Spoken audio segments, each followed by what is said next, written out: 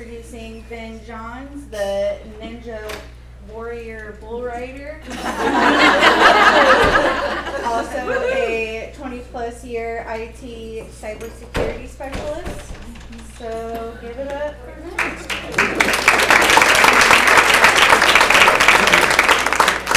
I'll just hopefully use my loud voice. If you guys can't hear me, just give me the head. Speak up. So again, my name is Venn Johns, and I do in some arenas. I'm called the Bull Riding Ninja. That was kind of dubbed from American Ninja Warrior. If you've ever seen the show, there are people there that are, Joe Moravsky is the weatherman. Everybody kind of has their own little thing that they do outside of Ninja Warrior. So I am from Oklahoma, and I love Oklahoma. Like I said, I've been here all my life. I've tried to get away, but I keep coming back. So the way I like to start these things off a little bit is a lot of times people don't know who I am, and that's fine. But what I do is I can show a couple of videos, about a minute or so, and kind of let you see into a little bit of my life, and then we'll expand on that and kind of talk about some of the things that I've experienced and some of the things that I can reflect on and maybe help some people with in every other aspect of their life. So with that being said, let's see if this PowerPoint works. And we'll start it off.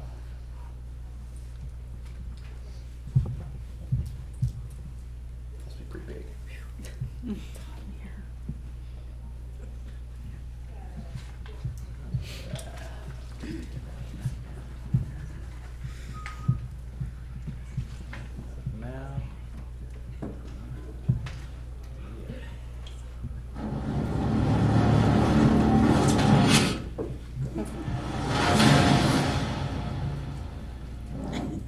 Sounds good. Let's see. Let's see if we can. There we go. Okay, that was part of it. Well, Venn Johns is not your average bull rider. Starting off on the U.S. national gymnastics team, went to the University of Oklahoma on a gymnastics scholarship, and had dreams of making the U.S. team for the '96 Olympics. And he's been training with Olympian and Ninja veteran Jonathan Horton to get ready for this main event. That's the sound. Gymnast has a familiarity with rings, but there's technique with his ring swing. John's first time on a course, and he's had limited training. Oh, okay, I see you. Gets it on the first try. Sport, and it's painful. One of his first injuries was taking a horn right to the face. He knows how to fight through pain.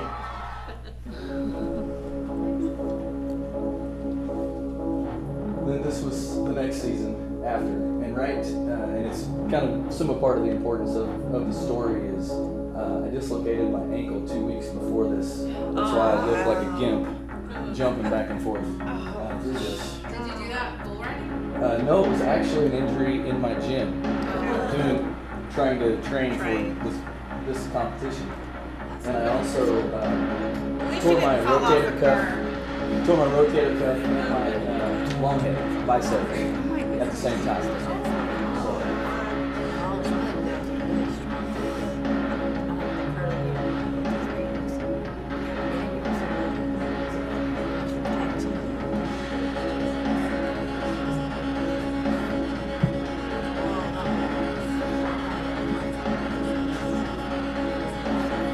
This particular obstacle, I failed the year before, so I had some vengeance that I had to get out on, and I made it. So.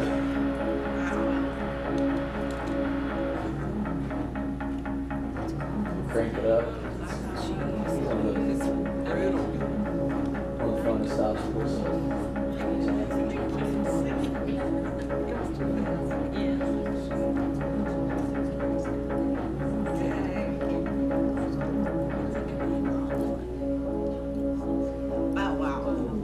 Only three of them. It's brutal. I watch this all the time. I've seen it. It's amazing. Yeah.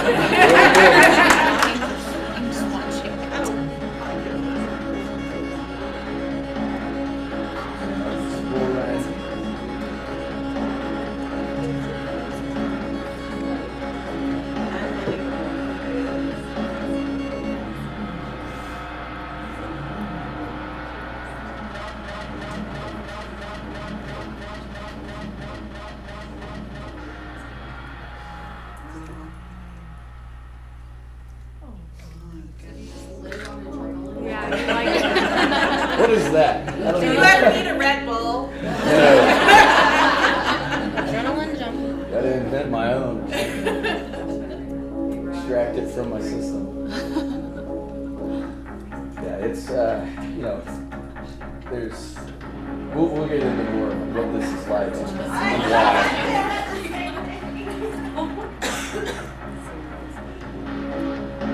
Yeah, that's Do you remember the name of these bulls? some I do, some I don't. It's really interesting as to why I do sometimes and sometimes I don't. Like some of the best rides Like the that one I've that got you made. in the face. Do you remember his name? I do. And that's a good story. That's part of it. Yeah, I think it's about it here. Let's wrap this up. It's funny when you watch a highlight video, it just looks the same over and over. And that's all bull riding is. It's simple. Yeah, you just gotta stay on. Stay on for 8 No big seconds. deal. Yeah. Do you do better if the bull turns one way versus the other way? Like, are you all right? Some guys like a bull that spins a particular way, but a good bull rider doesn't matter which way they turn. So. That was fantastic. All right, so that's good stop right there. Okay, so those are two. Ben, before you get started, so Ben works for ArcLight, and he rides bulls almost every weekend. And every weekend we say a little prayer will come back on Monday. Right? Yeah, Ryan is my boss. He came in on, I think it was Monday, and he's kind of limping a little bit. And I said, what happened? He said, well, I broke my leg, got stomped on. I said, oh gosh, what are you doing here? He said, oh, I'm going to go see someone about it later. And I said, well, at least it happened on the first bull. And he said, no, it was the second, or no, you at least happened on the first bull, you didn't have to ride again, or it was the second bull or something. He said, no, it was the first bull. And he said, and I rode the next one with a broken leg. It was the finals. You can't not get on at the finals. You're committed. And he came into work on Monday. Yeah. That's amazing.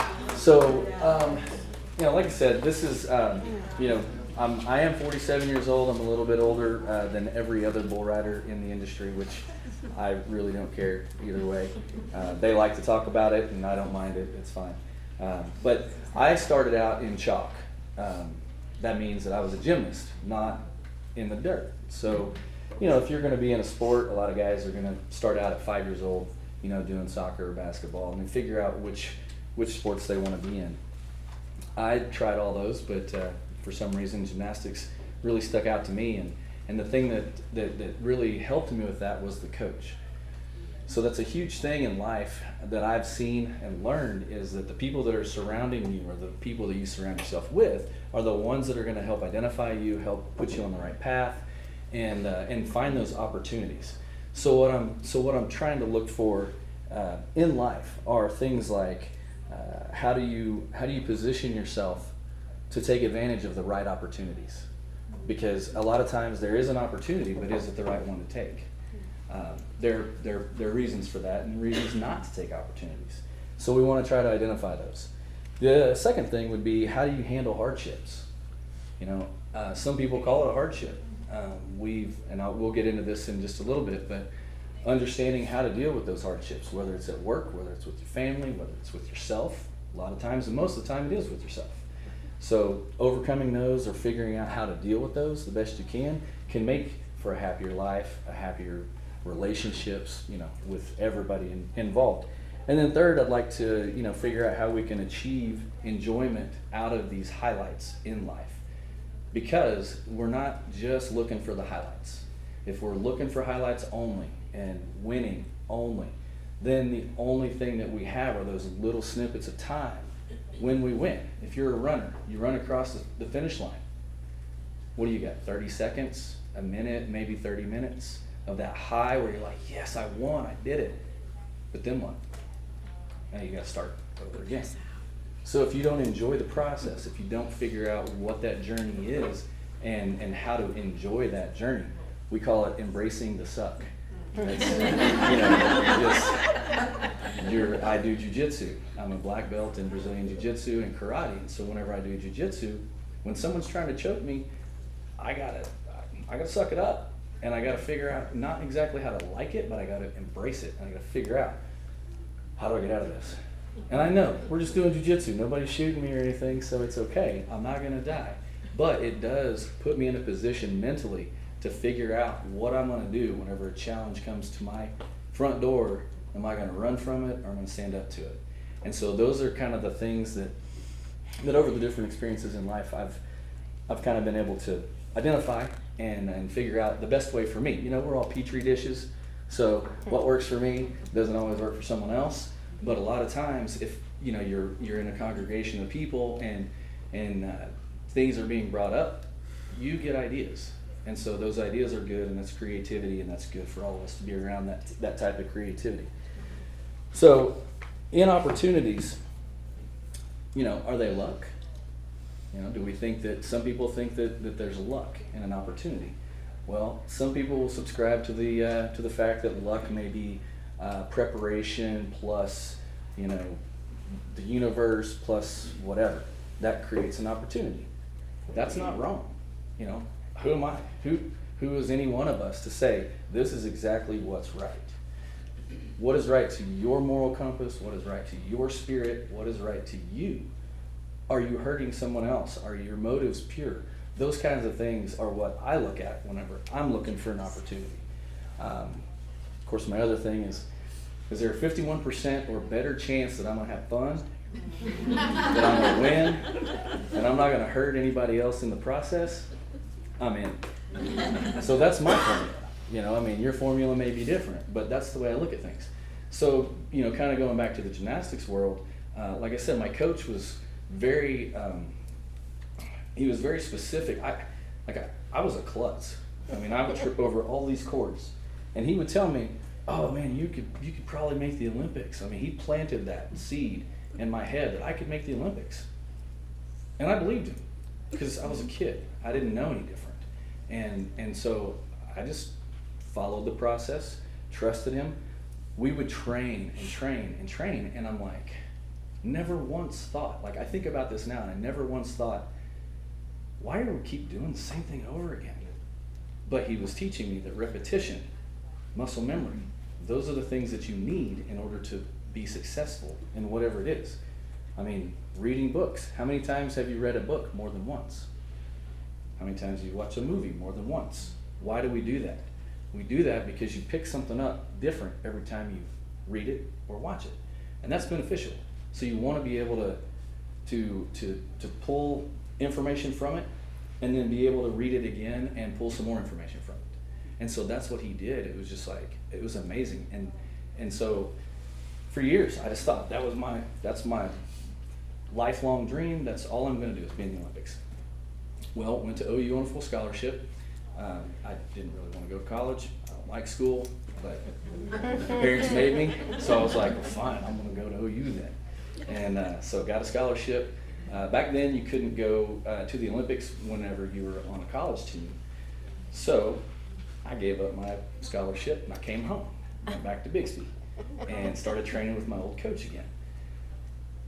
Well, then there was also a female involved.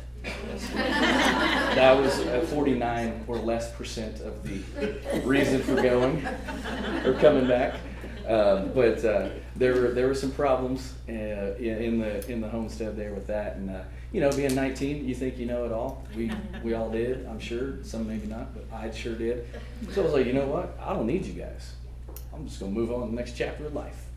And so 3 months before the Olympic trials, I decided to quit. Give it all up. I mean, didn't even feel bad about it. I was like, I know what I'm doing, and you guys can just do you, and I'm going to do me, and I'm going to get married. So I made that decision, and I do not regret it at all. And that kind of leads into other piece of this, where, you know, what do we regret? What do we regret? Should we regret? I can honestly say I don't regret anything I've ever done, because in that moment in time, I felt like it was right for the right reasons, and if it wasn't, I was just inexperienced and I didn't know.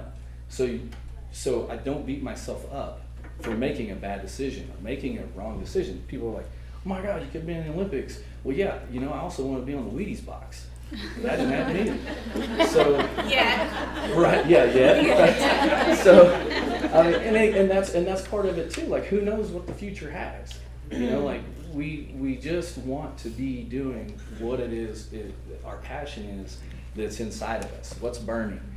My son, he's 26, and when we started, when he started growing up, I wanted him to do gymnastics because I felt like gymnastics was a fantastic sport for any child to do. It teaches you balance, coordination, body awareness, air awareness, dedication, all of these things that you can use in other facets of life. Doesn't, like, again, it could be work. It could be planting a flower bed. You still got to be persistent. You got to be dedicated. Farmers are the ultimate at that, you know. And so I told him, I was like, if you want to ride bulls, that's fine. If you want to, you know, do whatever, I don't care. Find what's burning in your gut and do that to its fullest potential of your being. I will be happy with you. And so he started riding bulls, or he started riding sheep. And so, yeah, he didn't get on any bulls yet, but he was riding sheep. And one day, I think my slide is the next one here. Oops, that's the wrong way. It's my first time with this controller. Yeah, okay. Okay, so. That was a sheep? Oh, no, this is me. Don't mind the frosted tips and the necklace there. Okay, it kind of dates me a little bit, but so. Bull to the face? This is the bull horn to the face. Okay, so I came home one night looking like, well, actually it was worse than that because that was after the surgery. But it looked like I had a stroke on that side of my face. So I'm at this event, and the bull is just it's not even what we call a rank bull. He's just turning back into my hand. I should have rode him, should have been able to, but it was within my first 6-7 months of riding, so I had no idea what I was really doing. The guys that were teaching me how to ride were saying, stay off your butt. And I'm like, how? Levitate? How do you do that? But they couldn't tell me because that's all they had heard. Stay off your butt. Stay in the middle. Reach and lift. So I'm trying to do all these things, and obviously it didn't work. So when I come home looking like this, my son was like, oh, I'm done. I ain't riding sheep no more. And I don't think you should ride bulls anymore. And I was like, well, I got to think about this because, right before this, 5 months before this, I tore my ACL and my MCL. Got them repaired, came back, started riding again, and within 2 months, now we got a nice new face, full titanium. So at that point, that's when I told him, I don't care what you do. You don't have to ride bulls. You don't have to follow my footsteps. It's fine. So now he's, he went to the Marines. He writes music. He plays guitar. He sings. He's a producer. And I couldn't be happier because he's doing what he loves. And I feel like, if I had tried to be one of those parents where I'm pushing him to do something, then he might have done it and he might have been fairly successful doing it, but he wouldn't be happy, or he might be, but I just feel better about letting him make his own decisions with that. So with the opportunities, I'm looking at gymnastics, then I get married, then I get divorced, and then I'm like, what am I going to do with myself? I'm pretty frustrated. I have to do something productive. So we start doing mixed martial arts.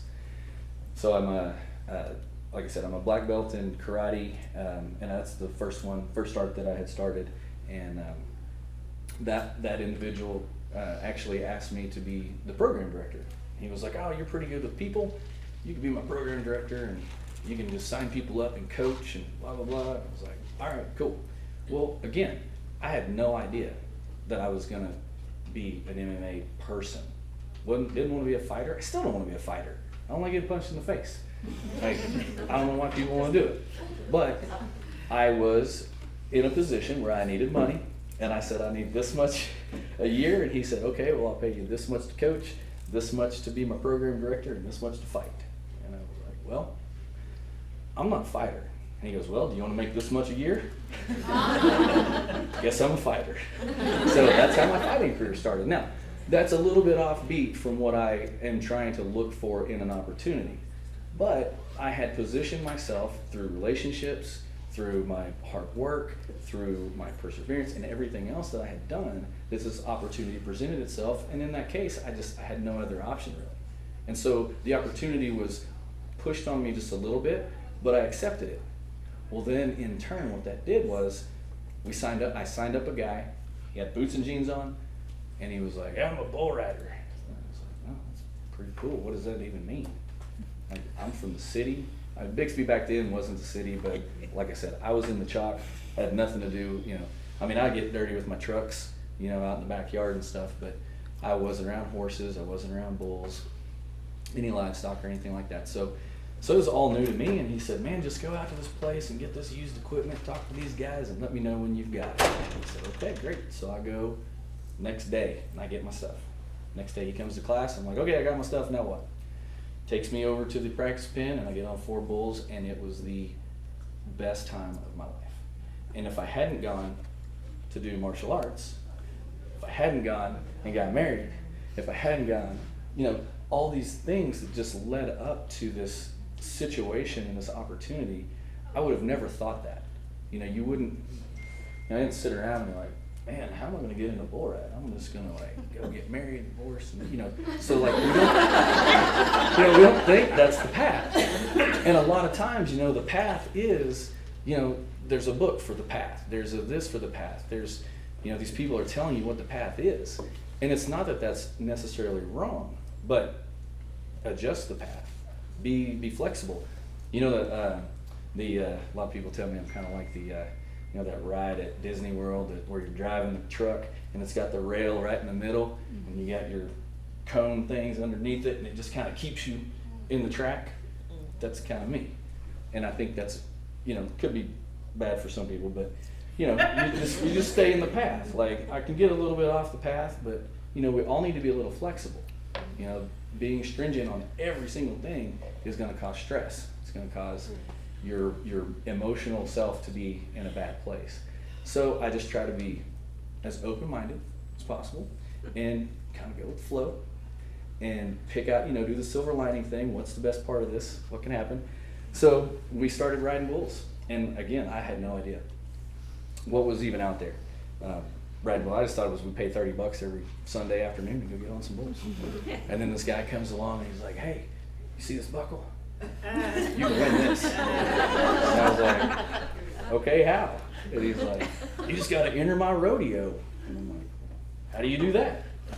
"Well, you got to call this number." I mean, so I was completely ignorant to everything about it.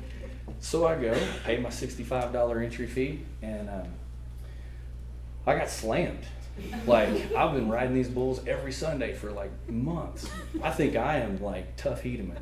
Like, I'm Lane Frost, not dying, and like, I'm the best. And then I go get just handled. And so I didn't really understand that there were difference in the bulls at the practice pen and the bulls that they take for the rodeos, right? So I quickly learned I'm gonna have to step it up. Well, so here we are. I get on this bull, and to answer the question where it was, the bull's name was Tequila. Appropriate. Yeah, very appropriate. And so, and at the time, another thing that we have to deal with is our friends and family. They want to be supportive, but our brains are programmed to preserve ourselves. So a lot of times it's difficult for us to see a challenge or to see a hardship or to see something and really analyze it enough to say, is this really something I should be doing, or should I take another path? Well, I'm like 25 at this time. Everybody's already told me that I'm too old to ride bulls, especially too old to start riding bulls. And actually I would not argue that point very often. The only reason why that it worked out for me was because of my history, martial arts, gymnastics, the athletic background that I had. It made a world of difference. You try to put, it's just like highline walkers. You go to the circus, those guys, they've been walking highlines since they were, little kids. So it's not the same as pulling Joe Smith off the street and jumping up on a highline wire and trying to walk it. Yeah, you're probably gonna fall. Same with riding bulls. You're probably not gonna be able to just jump on a bull and just kind of do it. So everybody was in my head. oh, you're too old. We told you you're too old. Now look at your face. You look like, whatever. You're right. It does look like whatever. But every single day, that's all I could think about. And so, and then when Tyler, my son, he's like telling me I should quit. I really wanted to quit because everybody said, just quit. Like, find something else to do. But one day I was sitting there and I'm like, this is like, I know I can do this. And like, for some reason, I feel like emotionally drawn to it. Like there's something in my spirit, like something is there. And I think that if I give it a real chance, which a real chance would be going to find somebody who knows the craft. So just like the books read, if you're gonna go lay brick, go find the best bricklayer, right? So go find the person that can teach you, mentor you. So that's what I did. I went and I found a guy. And he has been my mentor for over 20 years of writing.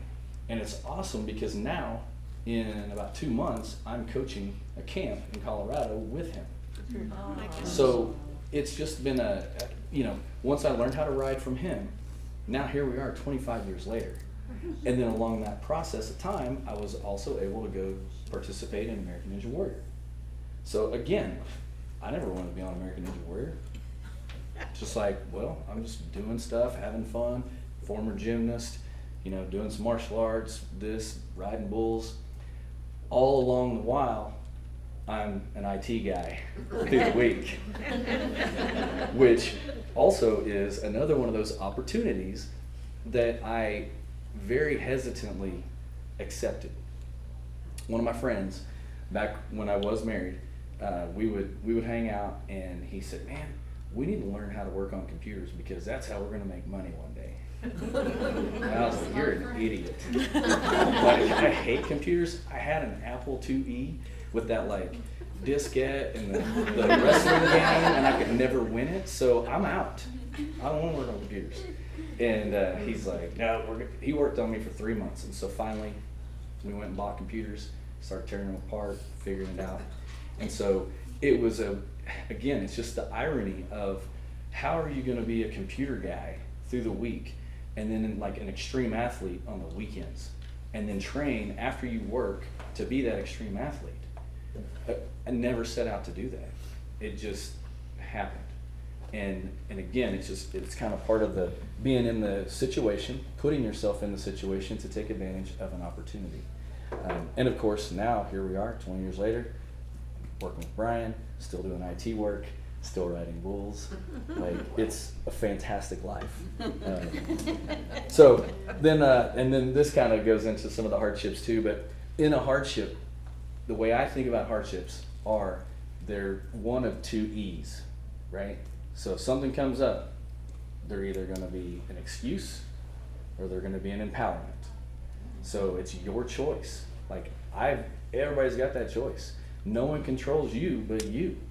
I don't want to control anybody else. I just want to control me. And I am a control freak.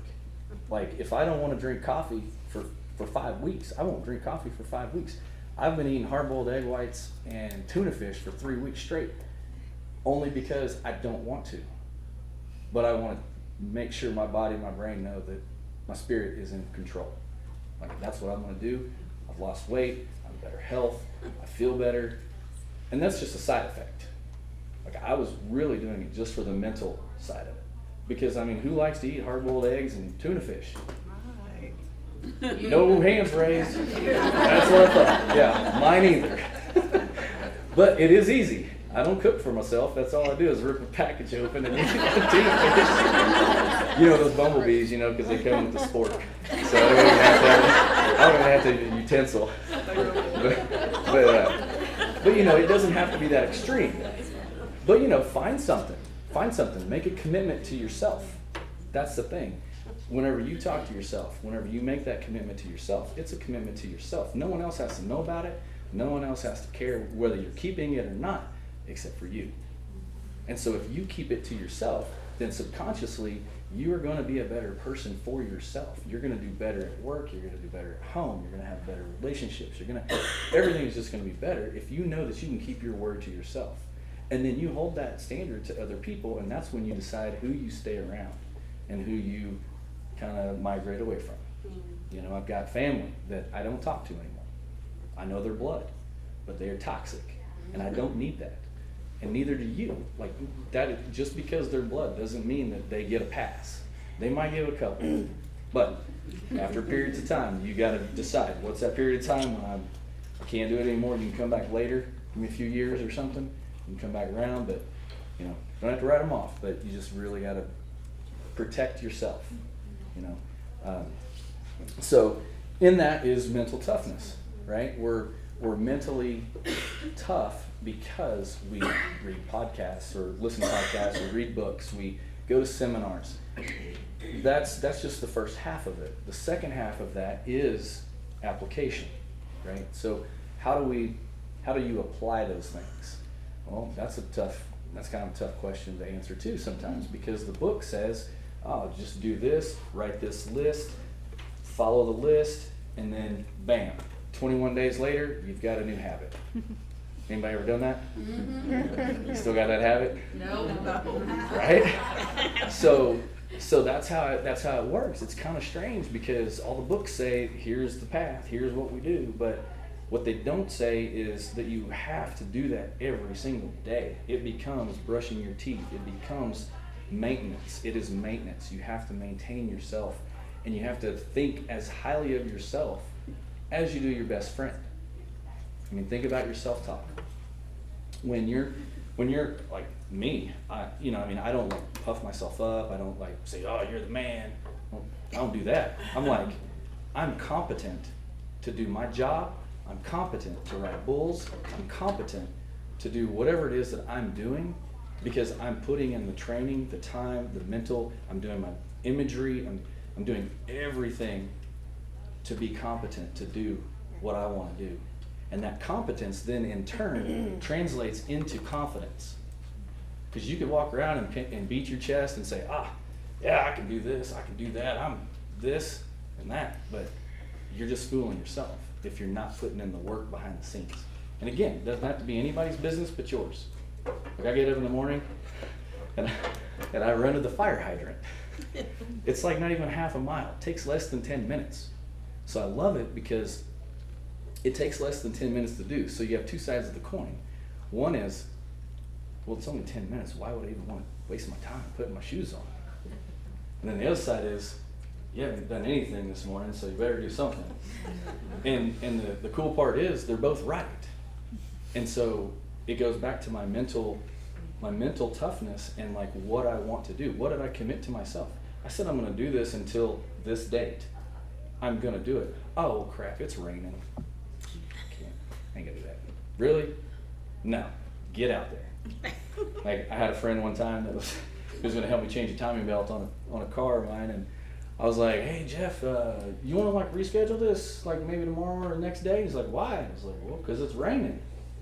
He's like, so? I'm like, well, I got a gravel driveway too. He's like, got some cardboard? Okay, let's do it. So I mean, just it's not just me. Like there are people that are there to do the job, and you don't always have to be so extreme, but it's the thing. Do it in the snow. You do it when you don't feel good. You do it. Those are the times where you figure out what kind of person you are, and what kind of person do you want to be. And if you don't want to be that person, that's fine too. Be happy with whatever you are. As long as you're happy, then you're good. Let's see what we got here. Now I think the next one is hit the right button. Johns comes in with a bull called Homeboy. Get us a qualified score. Let's do it. Yes! Got him. Oh! Oh no! Watch this. Oh no! Oh God! Watch this. Come on, Dayton, give it up for your new number one. Yes! So one of the biggest highlights of my career has been a month ago. And I won this PBR event in Dayton, Ohio. Again, never, until the last few years, I never really even wanted, not that I didn't want to win, but it wasn't like an actual goal that I wanted to win one of these PBR events. I was just riding bulls again still because I love it. It's fun. There's physics involved, there's fear, there's a plethora of reasons why I choose to do it.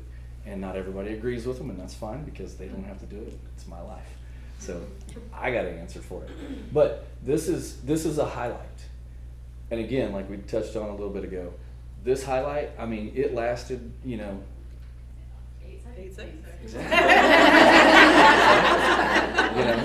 And of course, it was great getting the money. It was great getting the buckle. I'm wearing it now. I wear it proudly, and I love this. But as soon as this was done, everybody's at the same slate again. So I've got to do it again. So I have to be in love with the process. I've got to be committed to what it took to get me here. And so, being a bull rider is kind of like having short-term memory loss, I guess. Because, Friday night you buck off and you're a chump, and then you can go again Saturday night and get on somewhere and be the champ. So it's, that's pretty awesome. Because you can't do that in football. You can't do that in other sports. You got to wait until the next game. And so our next game is usually, it can be the next night. Matter of fact, it can be the same night. So that's another reason why I love riding bulls. But the highlights are great. But again, looking at what got you there. And a lot of times I tell people, and I remind myself, every time I tell someone something, I'm really talking to myself. Because I'm reminding myself, even whenever I'm helping my friends get on their bulls, I'm like, be a warrior spirit, win every jump, you got your whole world in your hand, just all this stuff. And I'm like, it's just programming. I'm programming myself because this is what we do. Riding bulls is fundamentally not easy, but I mean, it's like 5 moves. Get in the middle, stay in the middle, get back to the middle. And there's some physics in there. Stay off your butt. Stay off your butt. Yeah, exactly. Don't touch the bull with your free arm. That's about it. Get you a score and hope that it is in the top 10 and you get some money. But yeah, so there have been several other highlights of life, and they are all great, and we do want to reflect on those, and that's part of the other kind of last part of it is reflecting and being able to appreciate the things that you have accomplished. Not looking at me versus Jose or me up against Lance Ringgold. Some of the competitors that I've competed with throughout the years, we have been great friends because we're like hard competitors, and we want to be the best, and I want to win against a person who's at their best. And so reflecting on those has been something that's hard for me to do because I'm very much in the moment. I'm like, oh, this is over. On to the next one. I don't even get it. I don't even take a chance to kind of relish in and understanding what I just did. I mean, I've been working this whole time and I finally get something. Well, enjoy it for a little bit. Like, be okay with enjoying it, but then realize that I embrace that suck and get back to it, get back to work. What we say a lot of times is, let's just assume that we can do 100 sit-ups. Well, at 100 sit-ups, your stomach's probably going to start burning. That's when you start winning. It might have taken your body 100 to start burning. And 101 is where the work starts. And that's when you start winning. Same thing with riding bulls. Bull's about to buck me off. I don't just open my hand and let go. I'm going to try to get back to the middle. It might cost me my face, but I'm going to do it because that's how committed I am to it. And you have to be. I mean, riding bulls is a little bit different animal, no pun intended, but it is a life or death situation. And so you have to respect it. You have to, understand those dangers. So, again, it's a little bit extreme, but you should be able to take some of that and apply it to any aspect of life. And I feel like I've been able to do that with, owning a business. I started a gym in Tulsa called BA Ninja Warrior. And I just wanted to coach kids and teach them, some gymnastic stuff and parkour, because everybody's like, parkour. And so I was that guy. And it was great. I mean, I have a kid and I love kids. and they are probably the reason why I feel like I'm so young. I mean, the guys I travel with, they're all 22 years old. My son is older than they are, and I outdrive them. I mean, just everything. And they're all like, "Gosh, man, I hope I'm half of what you are, half your age, blah blah blah." So I'm like, "Well, stick around me, and we'll figure it out," you know. So anyway, I think that is what I have for the day. There's a lot more, but we don't have all night. So with that, if there are any questions, I would be happy to answer any of them for you guys. Otherwise, yes, sir. Vin, talk about how you visualize a ride. There was a book, I think, even on it. You talked to me about it. Oh, yeah. Yeah, so it actually is a pretty good story there, too. There's a book called Psycho-Cybernetics, and it was back, in the 68, I think is when it was published. And when I was at the Olympic Training Center, like 14, 13 years old, they introduced this book to us. And so what they do is they took they took some basketball players and split them up into two groups, and they had one set visualize doing free throws for 20 days, 30 days, whatever, and then the other set physically doing it. And then at the end of that time period, the people that they had visualizing actually did as good or better than the ones that physically did it. And so what that identified was that your brain, when you're dreaming, you ever been dreaming and you think you're falling and you wake up and you like hit the, you hit your, if you're on the I'm always on the airplane, so I always hit the chair in front of me and I was like, I'm sorry, I didn't mean. Yeah, but that's because your brain literally thinks that, right? So that's how powerful your brain is. So if you can, and that's what we did. We would get up in the morning. They would take us out into the hall, and they at like 5, 6 in the morning, and they'd say, okay, visualize every routine, and then whenever you're done, you can go back in your room, whatever. So obviously we had a choice. You could either go out there and go to sleep, or you could visualize. And so that's how I learned visualization, was laying there and smelling, using all of your senses, smell, sight, hearing, feeling, like everything. You've done these skills, you've done these routines, you've done these techniques. What was it like when you were successfully doing them? So remembering those things, same thing. I mean, these are athletic things, but again, I can remember doing the same kind of things with IT stuff. It's like a little bit less visual, but like I know that I try to tap in to what it is that I'm doing, and I'm sure it can be done in other facets. But the visualization is super, super important, because your brain does need to believe. And again, you can talk to it verbally all you want, but you've got to subconsciously drive it home, and that subconscious drive home is doing those mental imagery routines. I didn't know what I was going to do. There at one point I was really wanting to be the best, right? And I'm like, I've done gymnastics, I've been in front of crowds, I've been in front of TVs, I've been all over the world. Why am I not better? Why am I not higher up in the standings? Why am I not a better bull rider? So I thought, well, I'll just go get hypnotized. Well, I couldn't find a hypnotist I trusted in Oklahoma. So I found a person that did EMDR. And I don't know if anybody has heard of or experienced EMDR, but it's generally used for post-traumatic stress disorder.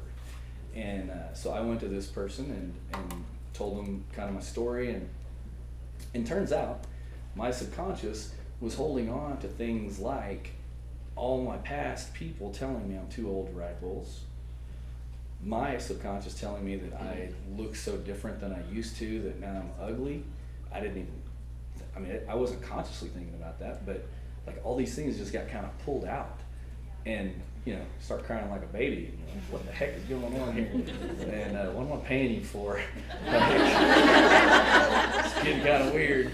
But after a few sessions, I'm like, wow, it was like the stress was just like gone.